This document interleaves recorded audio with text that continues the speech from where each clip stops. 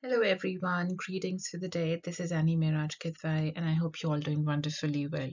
I've been receiving emails regarding an English literature lecture that I'm going to post in this particular video, and I'm going to be very brief to the point and highlight the main themes, context of the topic, as well as elaborating on the preferences here. Now, as it's a fragile topic and it's of a higher level, so in case if you do not um, align with this, I would ask you not to watch it. Rather, it's in a syllabus for English literature. I'm going to discuss a poetry uh, of Oscar Wilde, the Ballad of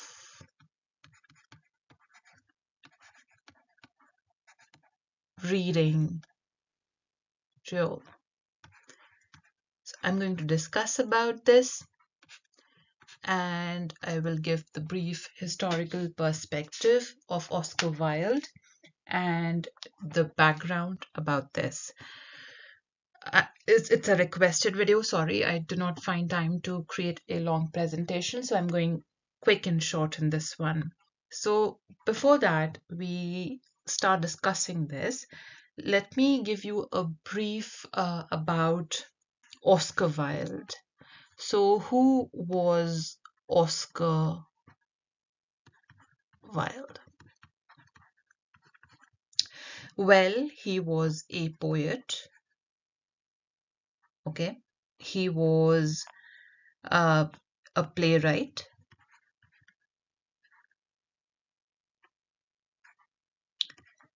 and he was literally born in Dublin in 1854.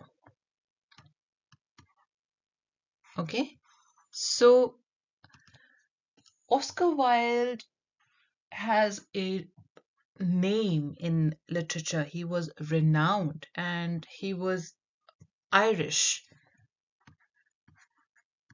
So these are some key points that you need to remember. He was also known for his wit in his work. He had a flamboyant personality, right? He was sharp social commentator.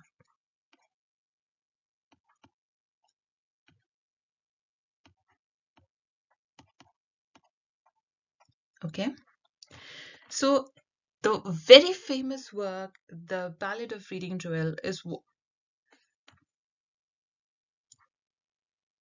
was quite famous, and when he started when he was writing it, he was jailed, or he was imprisoned. He was in imprisonment.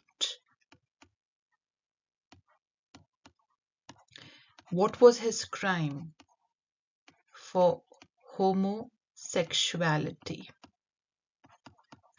So we are going to explore various themes, context, and the perspectives of Oscar Wilde and his work, as well as discussing this text also.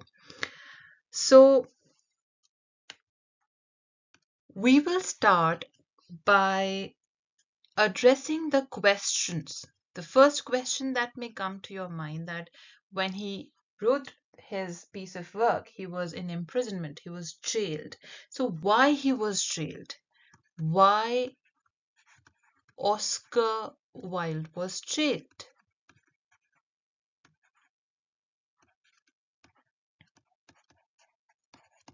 Excuse me for the digital writing.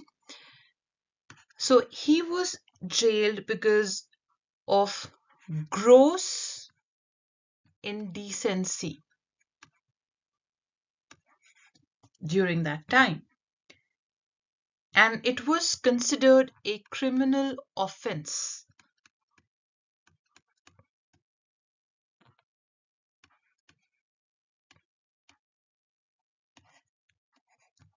right? Under British law at that time. So, under British law, homosexuality was a criminal offense. And in 1895, Wilde was publicly accused of engaging in homosexual relationships with several people, including there were lords and Lord Alfred Douglas. Wilde sued Douglas' father for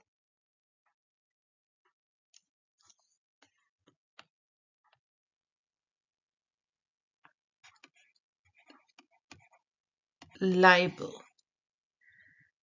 But the trial backfired when evidence of Wilde's relationships emerged. So that's how he came into light about his preferences that I've mentioned at the beginning of the video. But the consequently, Wilde was arrested and tried and ultimately convicted for gross indecency. He was sentenced to 2 years of hard labor in prison. His imprisonment marked a significant turning point in Wilde's life and career, profoundly impacting both his personal and professional reputation. So, what was his perspective? This is the historical background I have given you regarding this poetry and why he was imprisoned, why he was jailed, how he the got into this where he was um,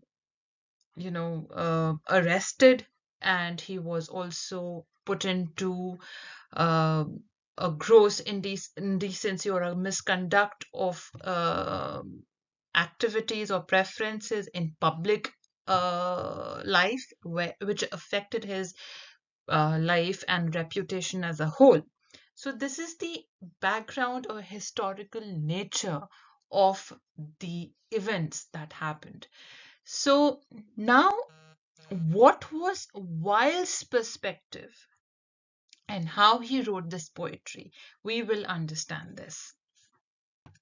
Well, when he was imprisoned or jailed for his preferences, and his perspective was never too public or too open, but his private letters and conversations offer insight into his perspective.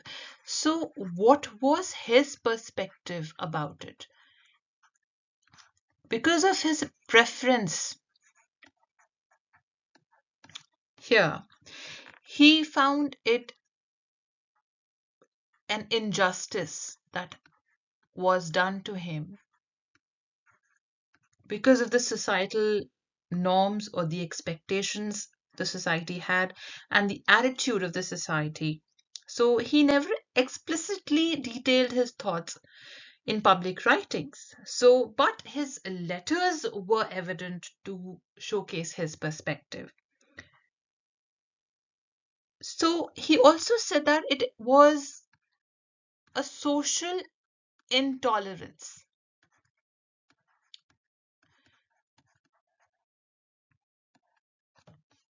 Okay, that it was an intolerance and the legal persecution that was faced by the people who were having certain preferences, there was an injustice that happened with them.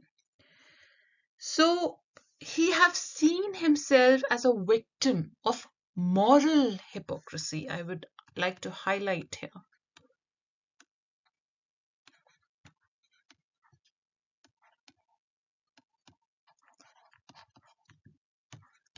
We are talking about Oscar Wilde here. Okay, so he said that he was victim of certain hypocritic expectations or duality of the society where you are unable to tolerate the different attitudes or different lifestyle or preferences of individuals based on their own choices. So it was a moral hypocrisy in his perspective that the society was unable to accept, and he was jailed for it. And labeled that he had done a gross indecency. He was given a very harsh punishment, and but he still maintained the sense of dignity and, you know, the sense of confidence throughout his ordeal. He famously remarked that I have nothing to declare except my genius during his customs inspection upon returning to England, and after his release from prison, indicating his refusal to be defined solely by his criminal conviction. So, throughout Oscar Wilde's life and work, he championed individualism, aestheticism, and the pursuit of pleasure and beauty. Now, if I'll discuss about the poem at hand here. So, the Ballad of Reading Gaol is a poem by Oscar Wilde, and he wrote it when he was in imprisonment. And Gaol is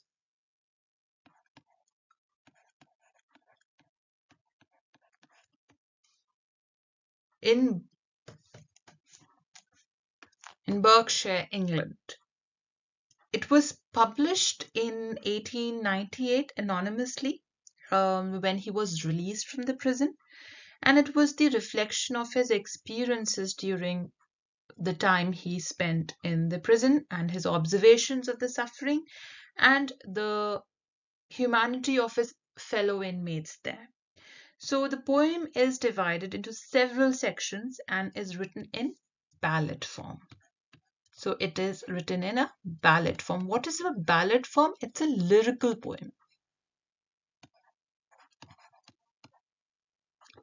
Okay. It has a regular rhyme scheme.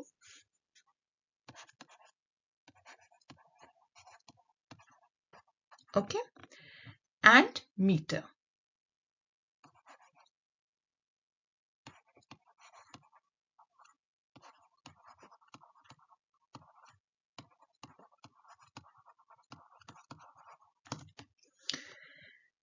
So it begins with a meditation on the universal theme of love and betrayal. So the theme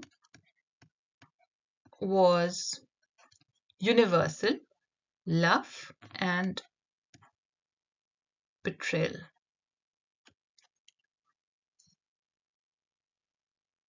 One of the quotation, if I'll quote, each man kills the thing he loves.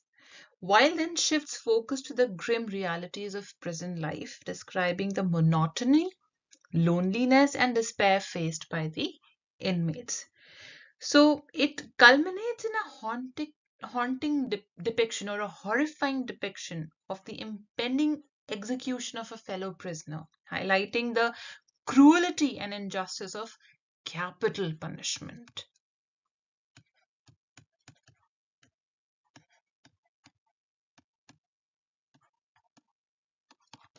Right? So, throughout the poem, he explored the themes of guilt,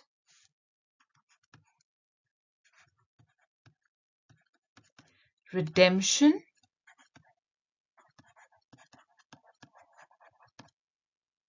social injustice,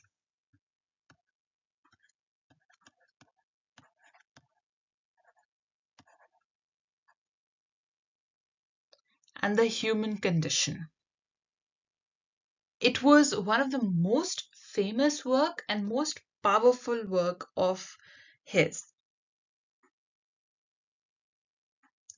So, empathy, compassion, and the search for redemption continue to resonate with the readers, even if you read it today as well. Let me explain you with the text. So, the poem goes like, yet each man kills the thing he loves, but each let this be heard. Some do it with a bitter look, some with a flattering word. The coward does it with a kiss, the brave man with a sword. Some kill their love when they are young, and some when they are old. Some strangle with the hands of gold, the kindest use a knife, because the dead so soon grow cold. Some love too little, some too long, some sell and others buy. Some do the deed with many tears, some without a sigh. For each man kills the thing he loves, yet each man does not die. He does not die a death of shame on a day of dark disgrace. No have a noose about his neck, nor a cloth upon his face, nor drop feet foremost through the floor into an empty space. He does not sit with silent men who watch him night and day, who watch him when he tries to weep and when he tries to pray, who watch him lest himself should rob the prison of its prey. He does not wake at dawn to see dread figures throng his room, the shivering chaplain robed in white, the sheriff stern with gloom, and the governor all in shiny black with the yellow face of doom. He does not rise in piteous haste to put on convict clothes while some coarse-mouthed doctor gloats and notes each new and nerve-twitched pose, fingering a watch whose little ticks are like horrible hammer blows. He does not know that sickening thirst that sands one's throat before the hangman with his gardener's glove slips through the padded door and binds one with 3 leathern thongs, that the throat may thirst no more. He does not bend his head to hear the burial office read, nor, while the terror of his soul tells him he is not dead, cross his coffin as he moves into the hideous shed. He does not stare upon the air through a little roof of glass. He does not pray with lips of clay for his agony to pass, nor feel upon his shuddering cheek the kiss of Caiaphas. So this is the first portion, the first section of the poetry. I just read it for you. So I'll because it's a long poetry, so I have to divide it into multiple videos. Okay, so keep watching for the next section too.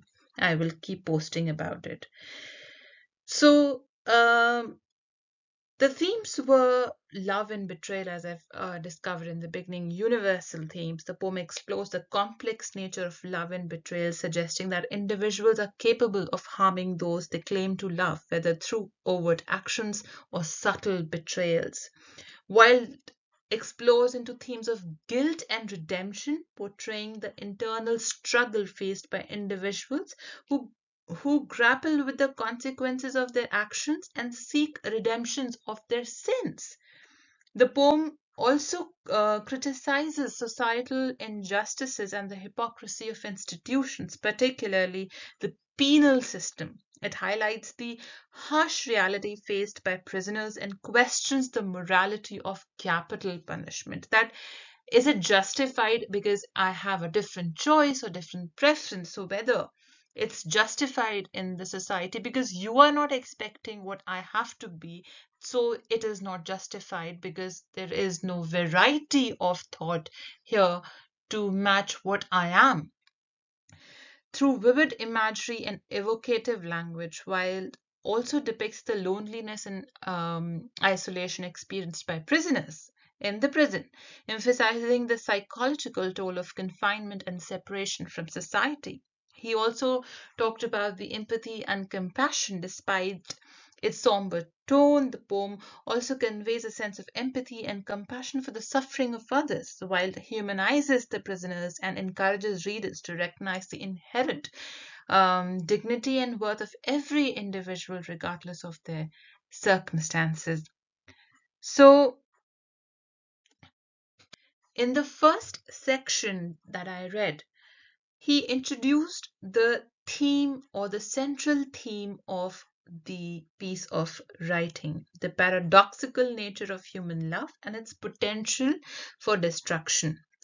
So, if I'll go by the line, yet each man kills the thing he loves. By each let this be heard. Some do it with a bitter look, some with a flattering word. The coward does it with a kiss, the brave man with a sword.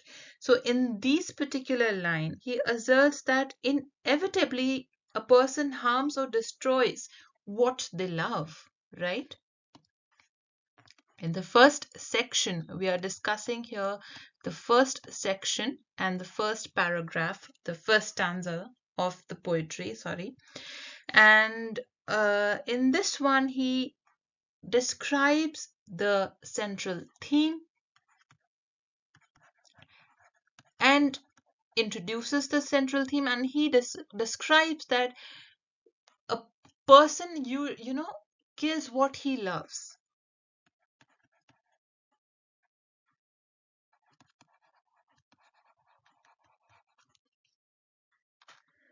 right? He highlights the different motivations and methods people use to kill what they love. Some do it with bitterness or flattery, right?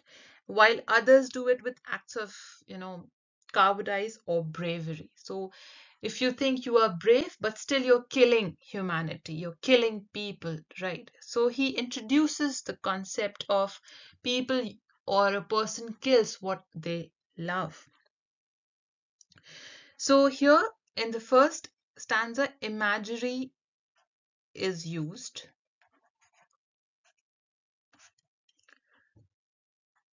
The coward with a kiss, the brave man with a sword contrasts the different ways in which love can be betrayed or destroyed.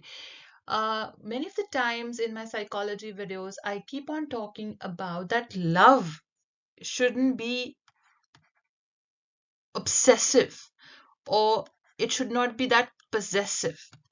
Because when it becomes a possession, that we possess this individual, we want a control and power and dominance over the thought process and the actions of that individual. And when we want a power or a control, then it becomes an obsession, because it gives a self-esteem boost to the individual who are in the control. Therefore, it also becomes toxic in nature, and it also becomes a suffocation for the other. Therefore, you destroy it when it becomes a suffocation in nature, right? Also, whether through subtle deception or violence, overt violence. So you are killing people, and there is social injustice, whether in the name of homosexuality, whether in the name of people's choices in their life. If it doesn't align with what you expect as a society, certainly you're going to disagree and disgrace those individuals, because they're not aligning what your expectations are. And certainly you are becoming uh, in a possessive control of the actions or the thought process, or the choices, the way of living a person would like to live their life, whether in terms of religious beliefs, whether in terms of religions, whether in terms of preferences or choices in their life, whether to believe in the existence of God, whether to believe in the doctrines, whether you shouldn't believe in the doctrines of the religions, or you believe in atheism. Whatever your beliefs are, whatever your belief system is, you are in possession and control of it. So you want it to be in you want it to be aligned with what you actually believe about it. So he questions here and introduces in the first. He also tried to establish theme of love and betrayal at the same time, setting the stage for Wilde's reflection on these themes throughout the rest of the poem. It invites readers to consider the inherent contradictions, right? That you're killing what what you're loving. So it's kind of an irony, right? So it is also an irony that you kill what you love. So he introduces a thought provocatively through his work, through his through this poetry, that one more point I would like to highlight here is you kill sometimes with a sword and sometimes with flattery, right? Like there's a line and it states that sometimes people kill others with flattery. So what does this mean? When you appear to offer kindness, empathy, and admiration, but your intentions are deceitful because you want to manipulate them. It again goes to what I've explained, the love of control, which boosts your self-esteem and your ego, that I possess this individual, I possess their thought process, I possess their actions. They must align and must do what I want them to believe in or do, right? So you you kill them with flattery because you're not telling them the truth. And when you're not telling them the truth, you're being deceitful to them, no matter if you appear to be kind or appear to be admirable or admiring, but you are deceitful, right? So you kill what you love in this way as well. It's a form of betrayal and love at the same time. So love is for oneself because it's giving you pleasure doing such things. And a society is not made up in a way where what you think, what you believe, what you want, what you desire should be accepted in a uniform way for everyone. So, uniformity in diversity of expectations, experiences, backgrounds, belief systems cannot happen. That is why pluralism is important, because uniformity cannot happen, and uniformity kills pluralism. Here why? Because what you desire, what you want, what you think should be accepted by everyone is closed-mindedness in a way, which he highlighted in this poetry. Now, the complexity about flattering or flattery that he explains the human relationships, that how human relationships are formed based on flattery. You're not being truthful, you're not being honest, you're just being manipulative so that you can have a control of the other individual. That's why you're betraying them. And it's a destruction that can take many forms, including those that may initially seem benign or well-intentioned. This nuance adds depth to the poem's exploration of love, betrayal, and the complexities of human nature. So this is the first section I have discussed. It's going to be really long. I can't be so long. So I will upload this poetry in parts. I hope this much brings a lot of clarity and explanation and understanding about Wilde, his work, and the poetry theme. And it's quite thought-provoking as well. So um, I would say do write about it in points and then try to summarize what are your understanding or comprehension of his work. Thank you so much for watching.